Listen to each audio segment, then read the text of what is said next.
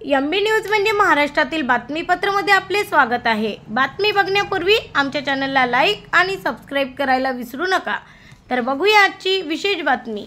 अमरावतीच्या तिवसा तालुक्यातील शिवणगाव गावात रात्रीच्या सुमारास 2 दिवसात अनेक वेळा भूकंप सदृश्य धक्के बसल्याने गावात खळबळ उडाली।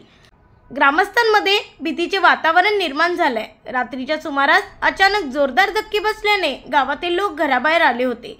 या संदर्भात अमरावतीचे काँग्रेस पक्षाचे खासदार बळवंत वानखेडे, तिवसाचे तहसीलदार मयूर कडसे गावात भेट देत पाहणी करत नागरिकांशी संवाद साधला।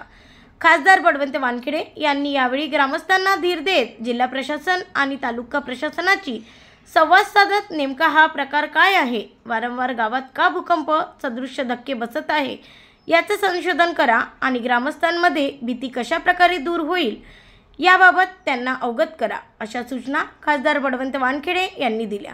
ब्युरो रिपोर्ट एमबी न्यूज महाराष्ट्रातील बातमीपत्र तिवसा येथून आमचे प्रतिनिधी सुनील घोरमडे।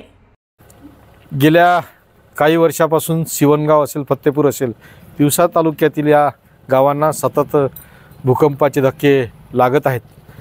काल रात्री तर खूप मोठा धक्का हा लागलेला होता। संपूर्ण गाव जागी त्यामुळे झालं होतं। ही भविष्यातली कदाचित एक वेगळी घटना घडू शकते, म्हणून सातत्यानं जे काही प्रशासन आहे, प्रशासन तर तत्पर आहेच। आताच कलेक्टर महोदयांसोबत त्या विषयावर चर्चा झाली।